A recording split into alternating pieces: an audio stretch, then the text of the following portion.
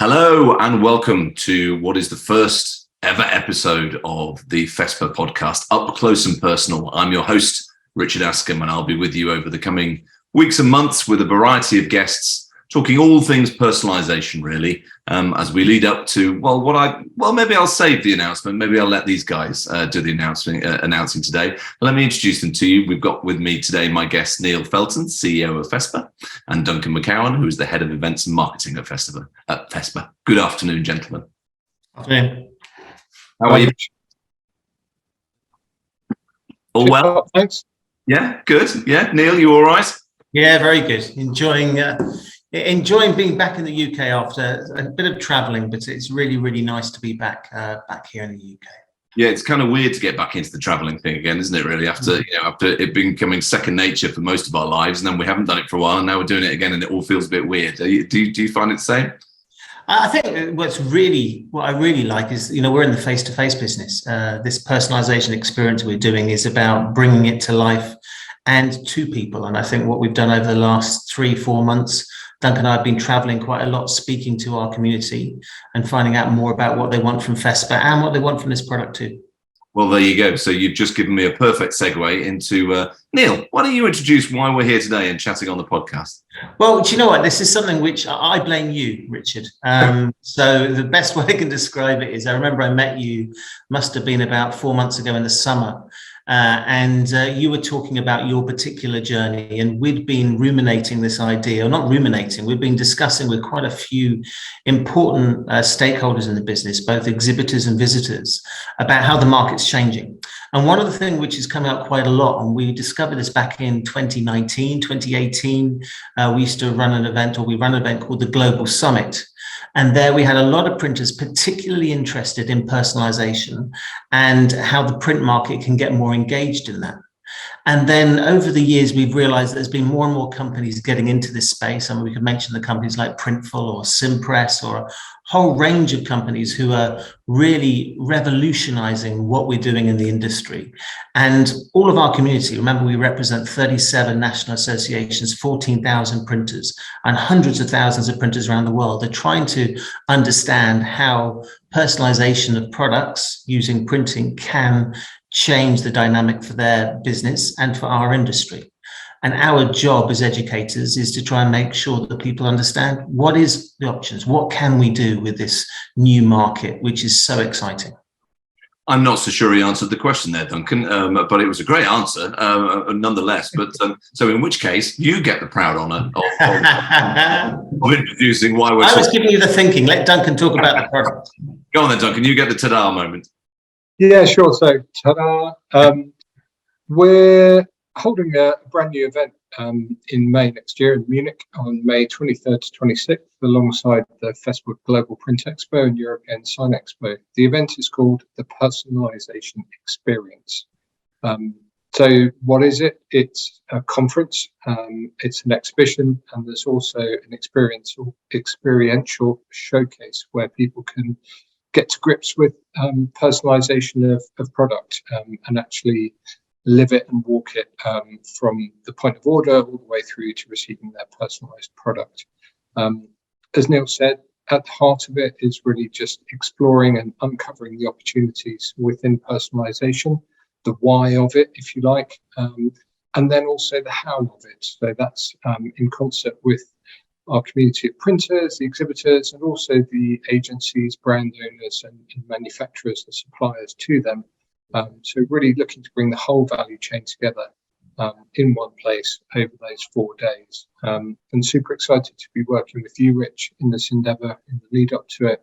And really looking forward to the upcoming editions of the podcast, where you'll be talking with many more stakeholders, diving a little bit deeper into their role in that value chain of delivering personalised experiences to consumers and the business opportunities behind that. Yeah, well, that's the plan.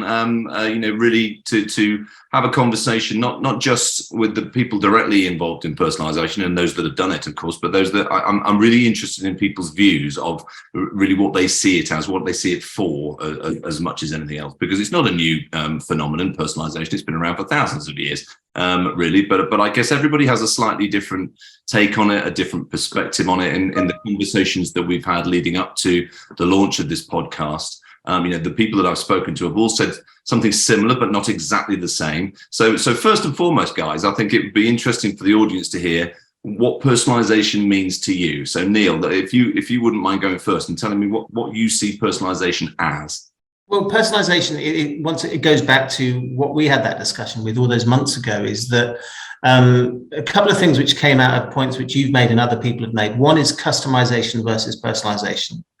And I think that the print community, the digital print community, are particularly at the cutting edge with regard to personalization rather than customization. So rather than the Print a Coat campaign, which you did so well those years ago, but actually looking at something quite specific to a person, an individual. And the second thing, which is a point we've also talked about, is not just about the name.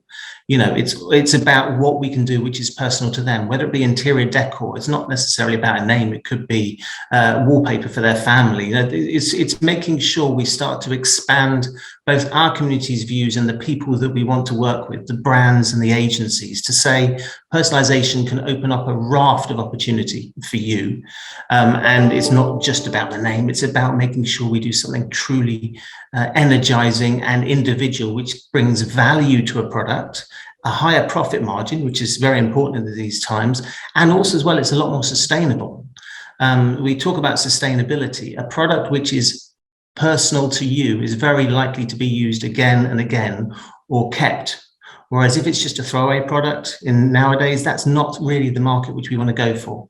And so there's so many more things that we need to look at from personalization. And I listen to experts like yourself and our community and the brands and the agencies, and I want to find out from them what they can do to truly personalize a product which makes it unique and profitable. Yeah, that's a good answer. Thank you. Duncan, what about you? What does personalization mean to you? So everything he said, but also I think there's definitely, whether you call it a bespoke product, personalized product, and even custom products, which are perhaps not personal to the individual, but custom to a group of people, are interesting in that they offer the producer additional value and, of course, the consumer additional value as well. As Neil hinted at, that something that's personal to someone is much more likely to be kept, used and reused. So it definitely feeds into the drive towards sustainability, as it feeds into the drive towards increased products. And it's, as Neil said, it's not just about putting someone's name or your company name or your pet's name or child's spouse's significant other's name on something. It could be just changing the image, playing with the artwork. It could be adding something to a product that's unique to you. I think in one of the conversations I was privy to the other day, we were talking about exactly the same pair of sneakers, but with a different set of laces, is then personal to that person with the unique coloured pair of laces on there. So it could be absolutely anything, really. And for me, I think it's much more exciting to bring that graphic identity into it and think about how that can become personal, unique or bespoke, or however you want to phrase it. And that takes it beyond just the text, although obviously text can have a big impact too. And I think that's what you've hit upon one of the issues, I think, that has largely not stopped but slowed the opportunity from personalized products proliferating across all markets, is that I think everybody has a slightly different word for it. Every industry has a slightly different approach to it. We talked about the car business last week, and when you personalize your car online, they call that configuration. When you buy clothing that's personal for you, they call that bespoke tailoring. Ultimately, the words are different, but the meaning is the same. And I wonder, Neil, if the way that personalization has almost sort of like got stuck a little bit with labels and names is because that's what people think it is. Do you think that's fair enough? I think when you look at personalization, which I did many months ago, and actually it covers a whole gamut of things, including marketing and how you personalize your marketing messages, not just personalizing products. And I think that is completely and totally correct, is that we're trying to create something unique for an individual. We're understanding individuals on a basis. The brands and the agencies right now are spending millions and millions of pounds trying to understand their customers. And now a lot of them have got this huge amount of information. I'll give you an example, Virgin Atlantic or a whole range of different brands have got this huge amount of information, a Nectar card and all these things, and they want to be able to use it. And our job at the Personalisation Experience is to show them ways in which they can use that knowledge and actually create personalised products for their customers, which will engender loyalty, higher profit margins, and a genuine engagement with that brand. And I think that's the most powerful message that we can say. That's what personalisation can do for people. And our job is to try and help them show the best examples of that and the best companies who can help them do that. You're listening to the Up Close and Personal FESPA podcast with my guests Neil Felton and Duncan MacOwan. We're talking everything personalisation in the light of the revelation today that we've announced the new show that is coming your way in May 2023, the Personalisation Experience. And Duncan, from a show such as this, when you bring something new to the market, and you've got a lot of experience in events, when you bring a new show to the market, what do you think is one of the key elements that to get people engaged, to get people noticing, what you're doing? I guess maybe we could use a bit of personalization, could we? Yeah, 100%. And you'll definitely see some of that in our campaign. You'll see it in our outreach that's already been going on for some time now. So we've been making personal calls to people. But as the marketing campaign starts to ramp up, you'll see that as you would expect in most modern marketing campaigns, there'll be significant elements of personalization, but we're looking to carry that through beyond the actual campaign into the experience on site as well. So delegates to the conference, which is going to be focusing on the areas of packaging, sportswear and interiors, they'll have their very own personalized badge, personalized not just with their name, of course, as you'd expect, but also with the artwork on it. And they'll also have the opportunity to pick up a personalized product of their choice at the event as well. So that could be anything from a t-shirt to a water bottle. And we're just working out additional items which they might be able to receive. So they can have the experience of receiving a personalized product, but also ordering it and seeing it produced. And so they can really understand the process of personalization and delivering personalized products and experiences at scale. So that's some of the thinking, I guess, behind the name of the event. So it's not just an exhibition, it's not just a conference, it's truly an experience. And alongside that, of course, they have the opportunity to meet with their peers and dig deeper into how people are approaching this and the successes and they're seeing and how they're overcoming some of the challenges they're perceiving. And ultimately, that's what this is about, is to let people know about, yes, the why, but also the how, and to help people do it better and more effectively. And Neil, I know one of the goals of this event is to bring everybody inside the tent. And what do I mean by that? It's not just for printers, it's not just for manufacturers, it's not just for brands, it's not just for agencies, it's not just for retailers, it's for all of them. Because I think a lot of the opportunity that exists across the whole spectrum of personalization, whichever way you look at it and whichever way you describe it, there are so many more opportunities that exist. And the dots for those opportunities already exist. So we don't have to create something, we just kind of have to line it up. Do you think that's the thing that's been missing, really, is that cross sort of fertilization of ideas across all of those strands? And by bringing people together at a show like this, maybe they'll all go away going, oh, I had no idea that was possible. You know, I was just writing down some of the points that I wanted to make because I'm so passionate about this. And effectively, you've hit upon the central points, and this is why we've got you as our personalisation ambassador, Richard, is that, look, we've got various strands within our supply chain that we currently work with as FESPA, but this is only going to work if we provide something useful to each part of that supply chain. So if you're a brand or an agency, how can you use personalization to engage people with your brand, make more profit in some ways, but actually to get that engagement and the brand loyalty? How can you use personalization for that? So that's the argument for brands and agencies. And then similarly as well with regard to retail, how can they use personalization to ensure that their experiences are richer and better, and they can actually get more footfall in their facilities? And we want to be able to provide answers for that at the personalization experience. If you're a printer, there's a whole world of opportunities, and the fastest growing print businesses in the world right now are focusing on personalization, and we need to provide them with answers about how they can take advantage of that opportunity. And finally, the most important element with regard to that is when you turn up at the show, the suppliers and the products that you can see there, which can actually bring this all to life. So we need to answer questions on 4 or 5 different levels for each of those groups to say, this is what the personalization experience is. And if I'm a printer, I'll walk away with something. If I'm in a brand, an agency, or a retailer, I can walk away with some really good ideas to change my business. And if I'm a supplier, I'm opening myself up to some of the biggest and fastest growing markets in the world with regard to this particular space. And of course, the one group I missed out there, Duncan, was the most creative group of all, which is students. And I think, and children generally, I think they have the most creative minds because they have no fear of failure, really. I know it's in the plans to include younger people in the show in some way, and we're not quite sure on the detail of that yet. But do you like the idea of asking the question of somebody that will just give you an honest answer?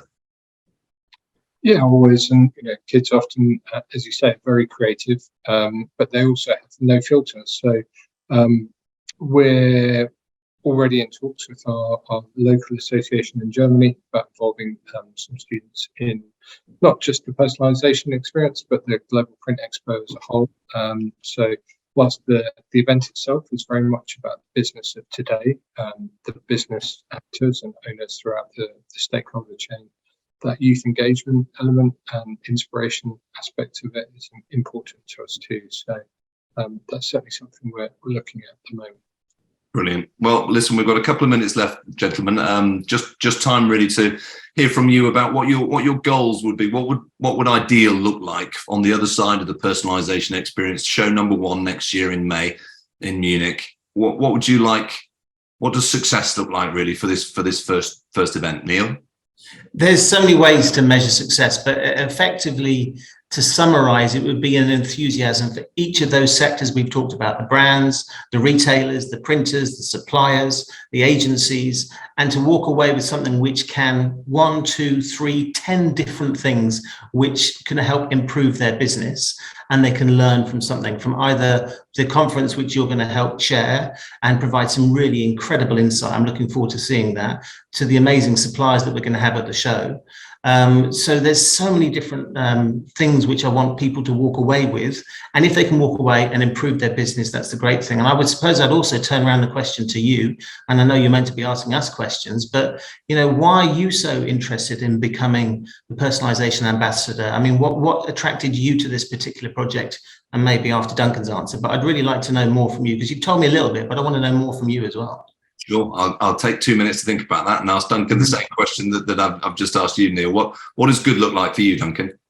So just to echo Neil, we're not letting you off the hook, Rich, but while you're thinking, good for me. Okay, so my role with FESPA is marketing and also the content. So for the content to be very well received as a whole, that which we put into the conference, and also the exhibitor experience and the visitor and delegate experience. So the Global Print Expo, alongside which we're running the personalisation experience, is measured independently, benchmarked against more than 3,000 trade shows around the world in all different sectors, and is recognised as being the top 5%. If you look at the NPS scores from all stakeholder groups in the event. So I'd love to see figures like that in the feedback for the event. I'd love to see more than 3,000 people attending it as visitors and delegates. And I'd love to see 100 plus suppliers involved in this first edition, exhibiting and sponsoring and showing what they can do, from all the software steps all the way from the digital online purchasing all the way through to production and ultimately fulfilment of the product as well. Every single one giving good feedback and having a positive experience. So similar vein to what Neil's shared, but I think for any first time event, you want to have a good event where people have a good time, and ultimately, as Neil's hinted at there, having a good time in a business event is walking away with new ideas and connections to help you do your business better wherever you are in the value chain. Well, shows are definitely back, and boy, have we missed them. I think that the notion of the face-to-face contact, this kind of works, but it's not the same as talking to people face-to-face. And certainly the events that I've been to in the last 6 months has reminded me of the value of that face-to-face contact. I think to answer your question, Neil, what does it mean to me? I've probably spent a bit too long studying personalization with my involvement in the industry for the last 13 or 14 years. For those of you listening that don't know me, I've been involved in a number of the biggest and the highest profile personalization and customization campaigns of the last few years. Share a Coke probably is the one that everybody knows me the best for, but there's been many more besides that, and not on that scale either. And rather interestingly for me, personalization is the understanding of it is not what it is, it's what it's for. And it's how it links people together at an emotional level, that the whole hardwiring that we have as human beings, which is to enjoy not only giving, but also receiving gifts. It's one of the reasons, I've said this a million times, it's one of the reasons why we like to see people's faces when they open gifts. It's not because we don't know what they're getting, because we bought it, but it's just that experience, that feeling, that emotional connection that gifting can bring. And of course, personalization is the added piece to that, the enhancement to that. And as you're absolutely right, Neil, it's not just about your name. In fact, your name is the least personal thing about you. It's the thing that everybody knows. It's how you can, in a way, choose to deploy something that means something between you and the person that you're buying that gift for. That could be a line from a song. It could be a line from a poem. It could be a memory from a holiday. It could be anything and everything. But if it's personal, it means everything. And that's where the true value of this lies. This is why it shouldn't just be about putting your name on a label, on a bottle or a box. That's great. And that was kind of page one. But I think, and this is where we met, Neil, of course, back in the summer in Bruges, talking about what's next for personalization. I think what's next can only come when people really understand what's possible. And a show such as this is why I was so keen to get involved. A show such as this is an opportunity to really show the world the possibilities that already exist, but nobody's leveraged. The danger is you see one thing done well and you imagine that everything is that one thing, and it isn't. It's just one thing. So my goal for this show and the ideal would be for people to come away from it going, do you know, I had no idea that was possible. Who do I need to talk to? And that is how business grows and how this sector will evolve. And fair play to you guys. I think FESPA bringing the show forward, it's been something that's been needed. COVID's probably got in the way in terms of development of it, but in terms of the education side of it, but more importantly, the awareness side of it, all those sectors that I mentioned across all of those channels, everybody needs to know what's possible. And it sounds ridiculous and it sounds trite, but by working together, the opportunity is enormous because consumers love it. We all love it. It's hardwired into our DNA to like that kind of touch, that personal touch means everything. So there's a long-winded way of saying, get your ticket, buy your ticket for the personalization experience. I don't know what's available, actually. Maybe I should have known that. But I genuinely think this is going to be a smash, guys. And I'm really, really, really chuffed and very proud to be part of the team that's going to bring it forward next May. And you've been wonderful guests on this, the first Up Close and Personal podcast. Thank you, Neil. Thank you, Duncan, for your time today. Just one more point, Richard, before you go. It made me think. We spent a lot of time thinking what the name of the show should be, and it makes us think. We had a lot of these discussions about what you've just said. Is actually there's a lot of experience in personalization that you bring to the table, which is great. But actually, the reason why we probably chose experience is that lots of people have had experiences with personalization, but there's so many more new experiences they need to understand and grab hold of. And that's the purpose of this show, is to offer everybody in our supply chain to say, look, there's so much more to it.